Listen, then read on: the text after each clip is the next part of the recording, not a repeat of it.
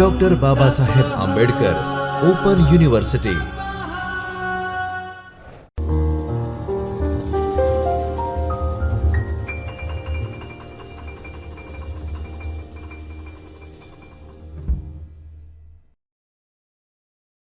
નમસ્તે વિદ્યાર્થી મિત્રો. Doctor Baba Saheb Ambedkar open university અંતર્ગત ઓમકાર વિડિયો લેક્ચર્સમાં આપ સૌનું સ્વાગત છે. યુનિટ 19માં આપણે જે અગાઉના વ્યાખ્યાનમાં માહિતી પુનઃપ્રાપ્તિ અને માહિતી પદ્ધતિઓ વિશે જે અભ્યાસ કર્યો તેના અંતર્ગત હવે આપણે એની રચના, પ્રક્રિયાઓ, પ્રવિધિઓ અને એની રીતો કે માહિતી પ્રક્રિયા અને પુનઃપ્રાપ્તિમાં કયા કયા પ્રકારની શોધ વ્યૂહરચના, કયા કયા પ્રકારની પ્રક્રિયાઓ અને કયા કયા પ્રકારની રીતોનો આપણે ઉપયોગ કર્યો છે તેના વિશે આપણે આ વ્યાખ્યાનમાં આગળ જાણીશું. સૌપ્રથમ તો જ્યારે આપણે શોધ વ્યૂહરચના અને પ્રક્રિયાઓની વાત કરીએ તો સર્ચ સ્ટ્રેટેજીમાં શોધ એ સૌથી અગત્યનું પરિબળ છે. તો આ શોધ વ્યૂહ શું છે? માહિતી શોધ પ્રક્રિયામાં ઓનલાઈન માહિતી શોધવામાં કયા કયા પ્રકારની તકનીકોનો ઉપયોગ કરવામાં આવે છે, વેબ શોધ યંત્રો શું છે, ઓનલાઈન શોધ યંત્રો શું છે અને વેબ શોધ યંત્રો થકી આપણે કઈ રીતે સફળતાથી માહિતી મેળવી શકીએ, આપણે તેના અંગે આ વ્યાખ્યાનમાં જાણવાની કોશિશ કરીશું. શોધ ઉપપદ્ધતિ એ માહિતી પુનઃપ્રાપ્તિ પદ્ધતિની મુખ્ય ઉપપદ્ધતિઓ પૈકીની એક છે, જેમાં ઉપભોક્તા શોધ પ્રશ્ન પ્રાપ્ત કરવામાં આવે છે અને અર્થઘટન તથા સુયોગ્ય શોધ વિજ્ઞાનની રચના કરવામાં આવે છે અને એના માટેના વિધાનની રચના કરવામાં આવે છે. અને આ તમામ કાર્યો અગાઉની પદ્ધતિઓમાં હસ્તગત રીતે કરવામાં આવતા હતા, જે માહિતી પુનઃપ્રાપ્તિમાં સ્વયં સંચાલિત એટલે કે ઓટોમેટિક રીતે કરવામાં આવતા હોય છે. માહિતી પુનઃપ્રાપ્તિ સંદર્ભ, હકીકત અને જ્ઞાન એમ જુદા જુદા પ્રકારની હોઈ શકે છે. પ્રલેખની પુનઃપ્રાપ્તિમાં પ્રલેખોના પ્રતિનિધિઓ જેવા કે ઓથર, ગ્રંથનામ, વિષય વગેરે દ્વારા કરવામાં આવે છે, જેમાં સાર સહિત અથવા રહિત વાંગ્મય સૂચિગત ઉદાહરણો પૂરા પાડવામાં આવે છે. અને પુનઃપ્રાપ્તિ પદ્ધતિમાં સ્ત્રોતોને પુનઃપ્રાપ્ત કરવામાં આવે છે. આ પદ્ધતિ નિયમો આધારિત પદ્ધતિ છે, જેમાં જ્ઞાન પ્રાપ્તિ અને અનુમાન યંત્રની ક્ષમતા ધરાવતો જ્ઞાન સંપુટ હોય છે. ઇન્ફોર્મેશન કોમ્યુનિકેશન ટેકનોલોજીમાં પ્રગતિ થવાને લીધે ઓનલાઈન પદ્ધતિ જેવી વધુ ગતિશીલ શોધ કરી શકીએ છીએ આપણે. અને શોધ વ્યૂહ ઉપભોક્તાને ડેટા સંપુટ અથવા ફાઇલની શોધ માટે સૌથી વધુ અનુકૂળ હોય એવા ડેટા બેઝની પસંદગી કરવામાં મદદ કરે છે. હવે શોધ ફાઇલ એ ડેટા સંપુટનું એક આવશ્યક અંગ છે, જે માહિતી પુનઃપ્રાપ્તિના પ્રલેખ સંગ્રહને વર્ણવે છે. સામાન્ય રીતે એના માટેની શોધ વિષય અને ચાવીરૂપ શબ્દો દ્વારા થાય છે. એટલે જ્યારે આપણે કોઈ પણ શોધ કરીએ તો આપણે કીવર્ડ્સ અંદર કોઈપણ ટાઇટલમાંથી કીવર્ડ્સ તારવતા હોય છે અને કીવર્ડ્સ એટલે કે આ ચાવીરૂપ શબ્દોથી આપણે શોધ કરતા હોય છે. હવે શોધ ફાઇલનું સર્જન કરવા માટેના પગથિયાઓમાં આપણે જોઈએ તો સૌ પ્રથમ તો કોઈપણ જે પ્રલેખ હોય એના વિષયના લક્ષણો આપણે નક્કી કરતા હોઈએ છીએ. એના નિર્દેશીકરણ પદોમાં એનું ભાષાંતર કરતા હોય છે. પદોનું ઉદ્ધકરણ અને સ્થાનમાં સાથે નોંધણી કરતા હોય છે અને શોધી શકાય તેવા ક્રમમાં આ પદોની ગોઠવણી કરતા હોય છે. આ રીતે આપણે સામાન્ય રીતે શોધ ફાઇલના પદોની ગોઠવણી કરતા હોઈએ છીએ. હવે શોધ વ્યૂહ એ શોધ હાથ ધરવા માટે તૈયાર કરેલી પ્રક્રિયા માટેની યોજના છે. અને એ જ્યારે આપણે નક્કી કરીએ કે ભાઈ કોઈ પણ શોધ આપણે કરવી છે તો એના માટેનો વ્યૂહ શું હશે, તો આપણે જે મુદ્દાઓ ધ્યાનમાં રાખવાના છે એમાં સૌ પ્રથમ તો જેની શોધ કરવાની છે તે વિભાવના અથવા મુખકો અને તેમના કામ કે પદ કે જે શોધ વિતાવવાની યોગ્ય રીતે રજૂઆત, કોઈ સંબંધિત પુનઃપ્રાપ્તિ પદ્ધતિના લક્ષણો, એના શોધ વિધાનને લેવા માટે આવતા ઉપાયો, આદર્શ શોધ વ્યૂહરચના વિકસાવવા માટે લક્ષિત ડેટા સંપુટના સ્વરૂપો સંગઠન આ બધી વસ્તુઓનું આપણે ધ્યાન રાખવા ઉપરાંત ઉપભોક્તાની ચોક્કસ જરૂરિયાતનું જ્ઞાન પણ આપણને હોવું એટલું જ જરૂરી છે. હવે જ્યારે આપણે માહિતી શોધ કરવાની શરૂઆત કરીએ ત્યારે ઉપભોક્તાને દક્ષિણ એકમના ઉપરના તમામ સળંગત એકમો આવશ્યકતા હોય છે અને પુનઃપ્રાપ્તિ આપેલ શોધ સમયગાળા દરમિયાન કુલ સંગ્રહમાંથી પુનઃપ્રાપ્ત થયેલ સુસંગત પ્રલેખોનું પ્રમાણ આપે છે. અને જ્યારે આપણે ચોકસાઈપૂર્વક શોધ કરવાની હોય ત્યારે ફક્ત સુસંગત પ્રલેખ આવશ્યક હોય, અર્થાત કે જ્યાં ચોકસાઈ એ પુનઃપ્રાપ્તિ પદ્ધતિની કામગીરીની માપણી માટેનો પ્રાપ્ત છે તે આપેલ શોધ સમયગાળા દરમિયાન કુલ પુનઃપ્રાપ્ત થયેલ એકમોમાં સુસંગત પ્રલેખોનું પ્રમાણ આપે છે. અને ટૂંકી શોધ એટલે ક્યારેક આપણે શોર્ટ સર્ચની જરૂરિયાત હોય તો ઉપભોક્તા તમામ સુસંગત એકમોથી વિરુદ્ધમાં ફક્ત થોડાક સુસંગત એકમો ઈચ્છતો હોય છે, ત્યારે આપણે ફક્ત ટૂંકી શોધ પરફોર્મ કરતા હોઈએ છીએ. હવે શોધ પૂર્વેની મુલાકાત એટલે પ્રી રિસર્ચ ઇન્ટરવ્યૂ, શોધ પરિણામો ઉપભોક્તાની જરૂરિયાત સાચી ચોકસાઈ મુજબ સમજ ઉપર ખૂબ જ આધારિત હોય છે. એટલે શોધ પૂર્વે આપણે જ્યારે મુલાકાત લેતા હોય છે ત્યારે આ સમજ આપણે આપણા માઇન્ડમાં ડેવલપ કરતા હોય છે. તો શોધ પૂર્વેની જે મુલાકાત હોય છે એ ઉપભોક્તા અને માહિતી કર્મચારી વચ્ચે સ્થાન આપતી માહિતીની જરૂરિયાત સંબંધિત વાતચીત છે, જેમાં આપણે ઉપભોક્તા પાસેથી એ જાણતા હોઈએ છીએ કે એની વ્યક્તિગત પ્રત્યાયન કરવાની ક્ષમતા કેટલી છે, કલ્યાણાત્મક કૌશલ્ય કેટલું છે, પૃથ્થકરણીય કૌશલ્ય કેટલું છે, ફાઇલ સંગઠન અંગેનું તેનું જ્ઞાન કેટલું છે, નિર્દેશીકરણની નીતિ અને શબ્દભંડોળ નિયંત્રણની સમજ કેટલી છે, ઉપરાંત તેનું વિષયનું જ્ઞાન કેટલું છે. આ બધી વસ્તુઓ આપણે એ જે ઉપભોક્તા હોય છે એની સાથે આપણે જ્યારે ઇન્ટરવ્યૂ લેતા હોય ત્યારે આ બધી વસ્તુઓ આપણે જાણવાની કોશિશ કરતા હોય છે. હવે મધ્યસ્થીઓની જ્યારે આપણે સામેલગીરી કરતા હોય છે ત્યારે એ પુનઃપ્રાપ્તિ આપણે બહુ સારી રીતે કરતા હોય છે. સામાન્ય રીતે મધ્યસ્થીઓના કાર્યમાં ઉપભોક્તાની ચોક્કસ જરૂરિયાત નક્કી કરવી, તેની જરૂરિયાત વર્ણવતી વિભાવનાઓ નક્કી કરવી, શોધ ડેટા સંપુટોની પસંદગી નક્કી કરવી, વૈકલ્પિક સ્ત્રોત ઓળખવાના, ડેટા સંપુટોના લક્ષણો સાથે રચના કરેલ શોધ રજૂઆતની સરખામણી કરવી, આ બધી વસ્તુઓ આપણે મધ્યસ્થી થકી કરતા હોઈએ છીએ. હવે શોધની આપણે જ્યારે શોધ શરૂ કરીએ તો કઈ કઈ પ્રકારની આપણે તકનીકો અજમાવીએ છીએ. તો એના માટે સૌપ્રથમ તો ચાવીરૂપ શબ્દો એટલે કે કીવર્ડ્સ આપણે નક્કી કરતા હોય છે. તેના શબ્દ સમૂહ શોધ દાખલ કરીને પણ આપણે એની શોધ કરતા હોઈએ છીએ. અને શોધ પદો એ આપણે કીબોર્ડ દ્વારા દાખલ કરતા હોઈએ છીએ. અને એ એવું બની શકે કે એક કરતાં વધારે શોધ શબ્દો પણ હોઈ શકે અને એમાં આપણે ઘણીવાર બુલિયન ઘટકોનો પણ ઉપયોગ કરતા હોઈએ છીએ, એન્ડ, ઓર અને નોટનો પણ ઉપયોગ કરતા હોઈએ છીએ. શબ્દ સમૂહ શોધમાં દરેક પદની શોધ કરવાને બદલે આખા શબ્દ સમૂહની શોધ કરે છે અને જુદી જુદી પદ્ધતિઓમાં ચાવીરૂપ શબ્દ અથવા શબ્દ સમૂહ શોધ હાથ ધરવા માટે જુદી જુદી સુવિધાઓ પૂરી પાડે છે. દાખલા તરીકે આપણે ભૂતકાળમાં ડાયલોગ સેવાનો ઉપયોગ કરતા, તો તેમાં આપણે કોઈપણ ચાવીરૂપ શબ્દને સરળતાથી અથવા શબ્દ સમૂહને એ નિયંત્રકો સિલેક્ટ કરે છે અને શબ્દ સમૂહ શોધ અવતરણ ચિહ્નના રૂપમાં દાખલ કરવામાં આવે છે.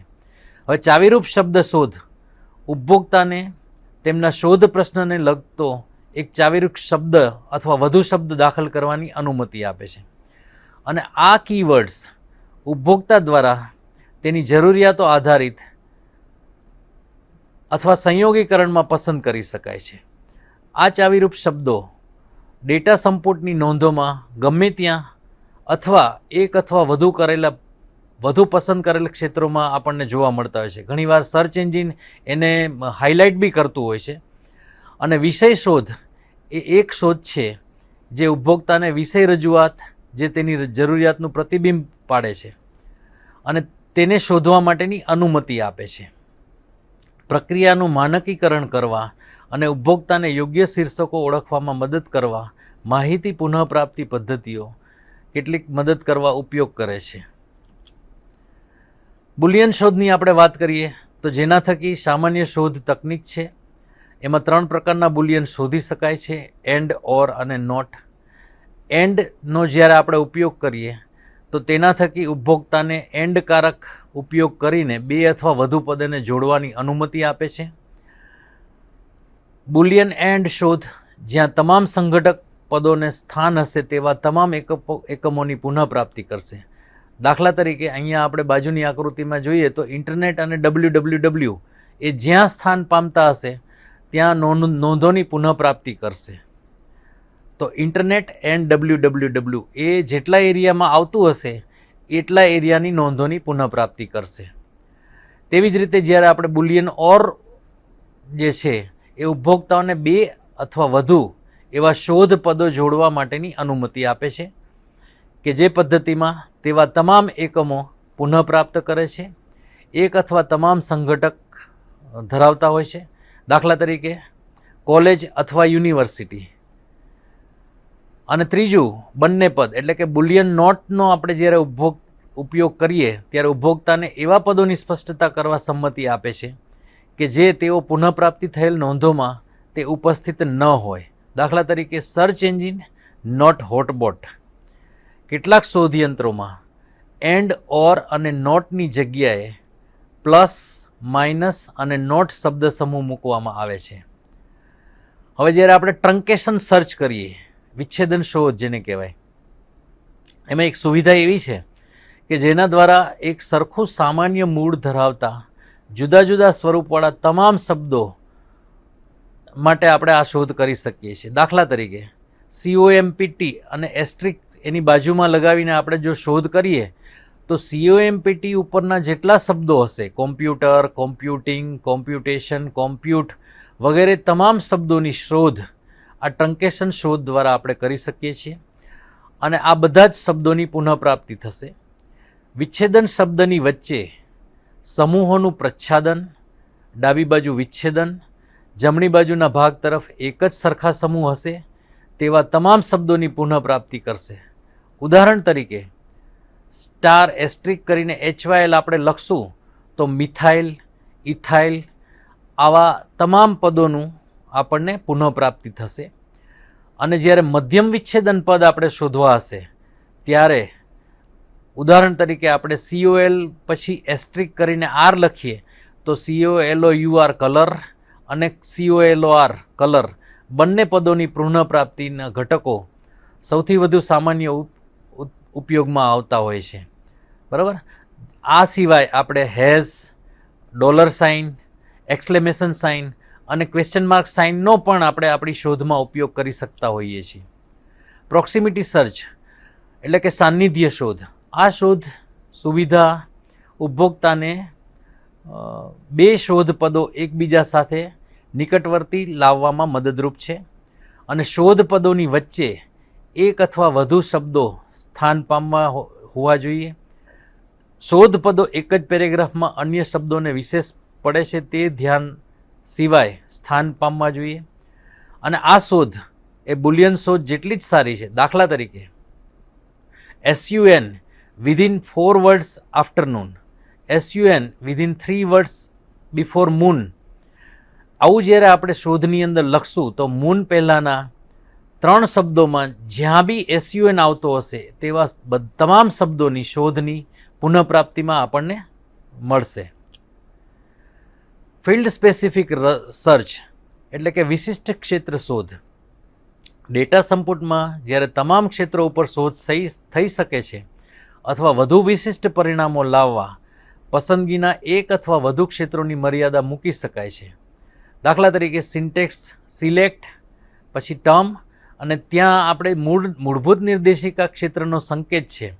Select computer question mark /TI. આ શીર્ષક ક્ષેત્રમાં પદો શોધવા માટે અને TIનો ઉપયોગ કરવામાં આવેલો છે. ઇન્ફોર્મેશન ઓર વર્ણનાત્મક ક્ષેત્રમાં IT અથવા ઓળખ ક્ષેત્રમાંથી પદો શોધવા. આવી રીતે આપણે ફિલ્ડ સ્પેસિફિક શોધ પણ કરી શકતા હોઈએ છીએ. લિમિટિંગ સર્ચ એટલે કે મર્યાદા શોધ. કેટલીક વાર ઉપભોક્તાને આપેલા શોધ કેટલાક માપદંડો જેવા કે પ્રકાશન, ભાષા, વર્ણક, માહિતી સ્ત્રોતના પ્રકાર વગેરે મર્યાદિત રાખવા ઈચ્છતો હોય છે. જેને મર્યાદિત શોધ તરીકે ઓળખવામાં આવે છે. દાખલા તરીકે લિમિટ, રિસ્ટ્રિક્શન, ક્વોલિફાઈઝ અને એક્ઝામ્પલ. તો ઇંગ્લિશ લેંગ્વેજ એનું આપણે શોધ કરવી હોય તો ENG કેપિટલમાં આપણે લખીએ તો ઇંગ્લિશ લેંગ્વેજના જે પુનઃપ્રાપ્તિ હશે શબ્દોની એ થશે. અને ક્રાઇમ, પેટન્ટ્સ માટે સ્લેશ કરીને PAT કેપિટલમાં લખીએ તો પેટન્ટ્સને લગતા તમામ શબ્દોની પુનઃપ્રાપ્તિ થતી હોય છે. રેન્જ સર્ચ, જ્યારે આપણે કોઈ પણ રેન્જ એટલે કોઈ પણ મર્યાદાની અંદર શોધ કરવી હોય સંસ્થાકીય માહિતી માટે આ રેન્જ સર્ચ ખૂબ અગત્યની છે.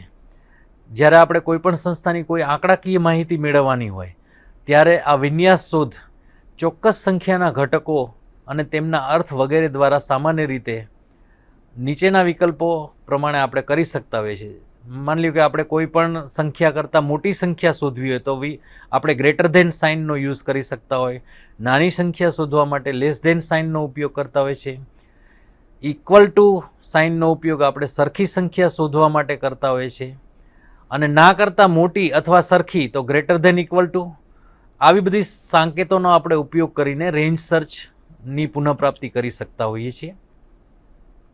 હવે આપણે જ્યારે માહિતી શોધ પ્રક્રિયા એટલે કે ઇન્ફોર્મેશન સર્ચ પ્રોસેસની વાત કરીએ તો એમાં મુખ્યત્વે જરૂરિયાતવાળી માહિતીની સરખામણી માહિતી પુનઃપ્રાપ્તિ પદ્ધતિમાં પ્રાપ્ય માહિતી સાથે થાય છે. અને માહિતી શોધ કેટલાક માપદંડો જેવા કે પ્રતિનિધિઓ, ચોક્કસ સ્વરૂપ વગેરે સાથે હાથ ધરવામાં આવે છે. અને આ માહિતી અભિગત વિષય પ્રતિનિધિઓ છે. હવે સર્ચ ટેક્ટિક્સ, જ્યારે આપણે શોધ વ્યૂહરચના આપણે કોઈ પણ શોધ કરવા માટે સ્વીકારેલ અસરકારક ચાલ ઉપર આધારિત હોય છે. અને શોધ માટેની કુશળ ચાલ વાસ્તવિક શોધવામાં સ્વીકારેલ તકનીકો સાથે સંબંધ ધરાવે છે. જેમાં નિયમ કરતી કુશળ ચાલ, શોધ એકસૂત્રીકરણની કુશળ ચાલ, ફાઇલ માળખા માટેની ચાલ અને પદ માટેની કુશળ ચાલ. એમાં આપણે પહેલાં નક્કી કરવું પડતું હોય છે કે કયા ડેટા સંપુટમાંથી આપણે શોધ કરવી છે. પછી એના શબ્દોની ધારણા કરવી પડતી હોય છે. અને અપેક્ષિત સુસંગત પ્રલેખોનો આપણે સંપુટમાં ઉપયોગ કરવો હોવો જોઈએ. હવે જ્યારે પસંદ કરેલ ડેટા સંપુટના થિસોરસનો શોધ પ્રશ્નોના પદોનું યોગ્ય રીતે ભાષાંત કરવા માટે આપણે ઉપયોગ કરવો જોઈએ.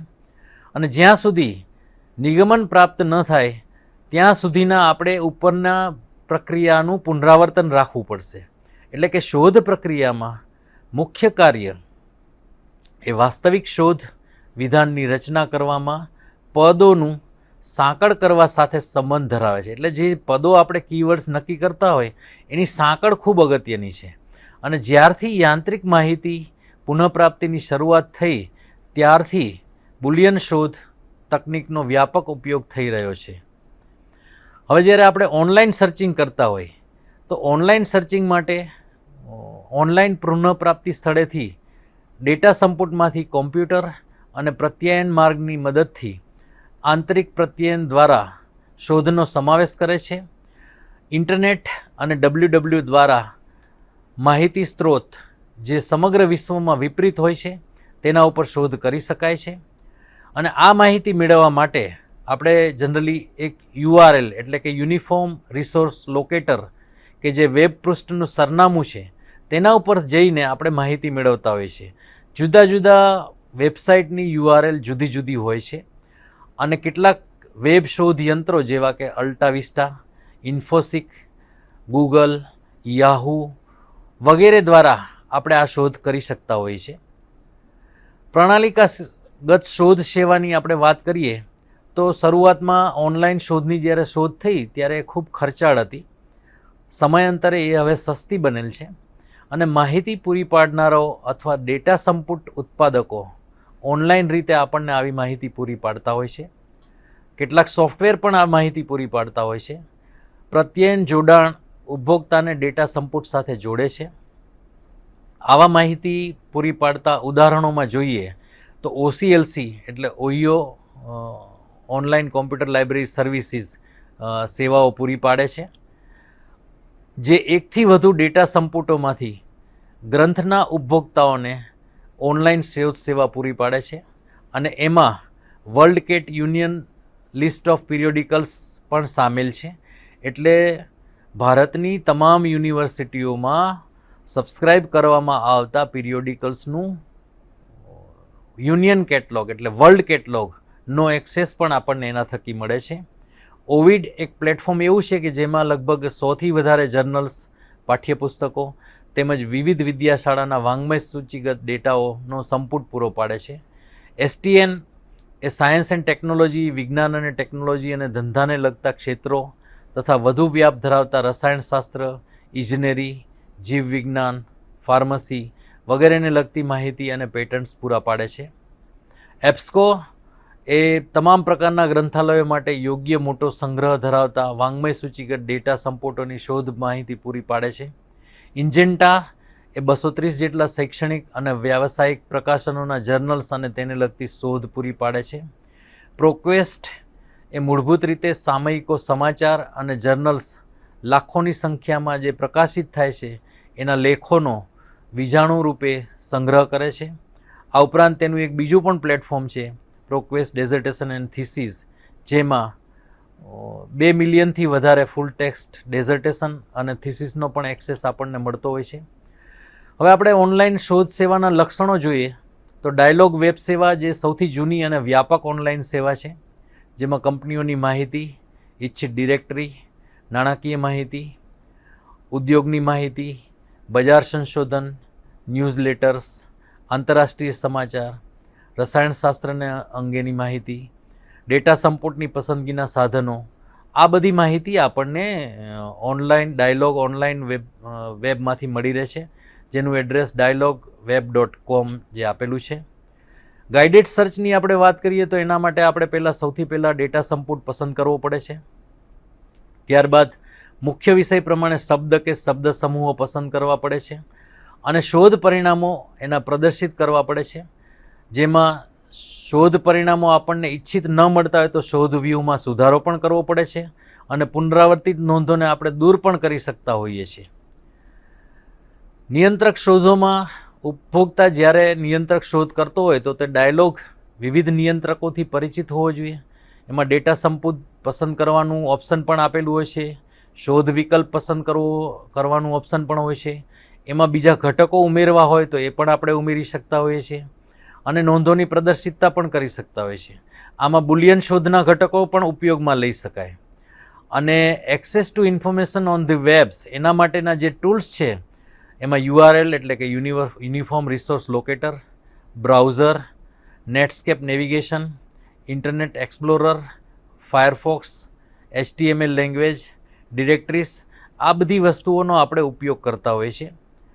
અને જ્યારે શોધ યંત્રોનો આપણે ઉપયોગ કરતા હોય ત્યારે ડેટા સંપુટનું કદ કેટલું છે, તેને અદ્યતન રાખવાનો સમયગાળો એટલે કેટલા ટાઈમે એ અપડેટ થાય છે, તેના વેબ પૃષ્ઠોનું ઇન્ડેક્સિંગ કેવું છે, તેની રિટ્રીવલ એફિશિયન્સી એટલે પુનઃપ્રાપ્તિ કેટલી સમયની અંદરમાં આપણને કરી શકે છે, શોધ કરવાની ઝડપ કેટલી છે, શોધ યંત્રો ઇન્ટરનેટના નક્કી કરેલા ધોરણો અનુસાર વિભાગો પસંદ કરે છે કે નહીં, શબ્દો કે શબ્દ સમૂહોની શોધ કરે છે, ક્યાંથી શોધ્યા, કેટલી વાર શોધ્યા, આ બધી વસ્તુઓ થકી આપણે સર્ચ એન્જિનની કાર્યક્ષમતા માપી શકતા હોઈએ છીએ.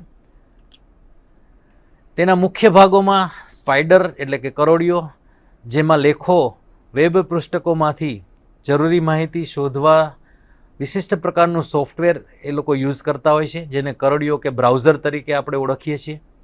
તે એક પ્રોગ્રામ છે અને તે આપમેળે શોધ યંત્રો માટે વેબ પૃષ્ઠો બહાર કાઢે છે અને બીજા પૃષ્ઠો સાથે તેનું જોડાણ કરે છે.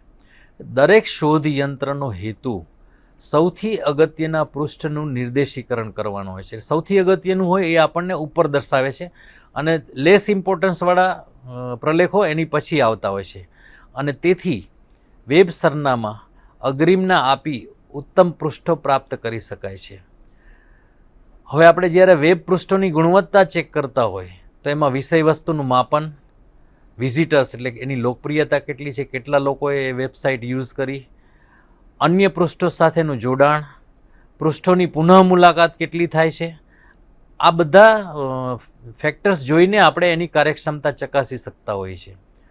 હવે શોધ યંત્ર સોફ્ટવેર જે હોય છે એનું મુખ્ય કાર્ય નિર્દેશિકામાં નોંધાયેલા સમગ્ર લાખો પદોની શોધ માટે સરખામણી કરતા હોય છે અને પુનઃપ્રાપ્ત કરેલી નોંધોને સુસંગત કામ આપતું હોય છે. વિશિષ્ટ માહિતી અને તેના ચાવીરૂપ શબ્દો જેવા કે વેબ પૃષ્ઠમાં તે કયા સ્થાને પામેલ છે, એક જ શબ્દની શોધ જુદા જુદા શોધ યંત્રોમાં જુદા જુદા પરિણામો આપે છે અને પ્રાપ્ત કરેલ વેબ પૃષ્ઠોનો ક્રમ પણ જુદો જુદો હોય છે અને જે સાઇટેશન એનાલિસિસ ઉપર આધારિત હોય છે. આ પૃષ્ઠ કેટલી વાર સિદ્ધ થયેલ છે તેના પરથી તેનો ક્રમ આપવામાં આવે છે. ઇન્ડેક્સિંગ એટલે વેબ પૃષ્ઠોનું જે ઇન્ડેક્સિંગ કરવાનું હમણાં વધવા લાગ્યું છે. મોટાભાગના શોધ યંત્રો બુલિયન અથવા અદિશ અવકાશ નમૂનામાંથી વૈવિધ્યતાનો ઉપયોગ કરે છે અને એને ક્રમ આપવા માટે ચાવીરૂપ શબ્દોનું સ્થાન અને આવૃત્તિનો સમાવેશ કરે છે. શોધ પદો જે વેબ પૃષ્ઠના ઉપરના ભાગની નજીક કે શીર્ષકમાં અથવા પૃષ્ઠના પ્રથમ ભાગમાં કેટલાક પેરેગ્રાફમાં પ્રગટ થાય છે તેને અન્યની તુલનામાં ઊંચો ક્રમ અપાય છે. પૃષ્ઠો જેમાં શોધ પદોનું વારંવાર સ્થાન પામવું એ ઘણીવાર અન્ય પૃષ્ઠો કરતાં વધુ સુસંગત ગણાય છે. સર્ચ એન્જિનના આપણે લક્ષણો જોઈએ તો અલ્ટા વિસ્ટામાં સાઇટ કોલેજ બનાવે છે અને ઉપભોક્તાને વિવિધ સેટો ઉપરથી પ્રાપ્ત થયેલ પરિણામો પૈકી મહત્તમ 2ની અનુમતિ આપે છે. યાહૂ એક્સેસ મેલની સ્ટ્રેક જેવી શોધ કરી શકાય છે. ઇમેજીસ માટે ગૂગલ ઇમેજ પર વિશિષ્ટ સગવડ આપેલ છે. askservice.comમાં કુદરતી ભાષામાં શોધ પ્રશ્નો દાખલ કરવાની અનુમતિ આપણને આપે છે. ટચ ગ્રાફ ગૂગલ બ્રાઉઝરમાં ઉપભોક્તાએ પસંદ કરેલ વેબસાઇટ અને અન્ય સેટો વચ્ચેના જોડાણની દૃશ્યમાન પ્રદર્શિતા જોવા અનુમતિ આપે છે. કાર્ટુ એક એવા જટિલ પ્રકારનું શોધ યંત્ર છે જે ઉપભોક્તાને શોધ પ્રશ્ન દાખલ કરવાની અનુમતિ આપે છે. વિવિઝિમો એ શોધપદ સંબંધિત શોધ દ્વારા પુનઃપ્રાપ્ત કરેલ પૃષ્ઠોનો સમૂહ હોય છે. હવે જ્યારે આપણે ઓનલાઈન શોધ કરતા હોઈએ તો એના મુખ્ય તબક્કાઓ માં આપણે માહિતીની જરૂરિયાતની સ્પષ્ટ સમજ વિકસાવવી જોઈએ. ઓનલાઈન શોધ સેવાની પ્રાપ્તિ મેળવો, સેવા પૂરી પાડનારાનો અધિકૃત પ્રવેશ મેળવો, શોધ માટે યોગ્ય ડેટા સંપુટ પસંદ કરવો, શોધ રજૂઆતોની રચના કરવી, પ્રદર્શન માટે યોગ્ય માળખું પસંદ કરો અને જો જરૂરિયાત હોય તો તમારા શોધ પ્રશ્નોની પુનઃરચના કરો અને તેના વિતરણની રીત પસંદ કરો. એટલે જ્યારે આપણે કોઈ પણ માહિતીનું ઓનલાઈન શોધ કરતા હોઈએ તો સૌપ્રથમ તો આપણા ચાવીરૂપ શબ્દો એકદમ ચોક્કસ હોવા જોઈએ. એના માટેના કયા ડેટા સંપુટ આપણે પસંદ કરવા એ પણ આપણા મગજમાં એ સુનિશ્ચિત કરેલું હોવું જોઈએ.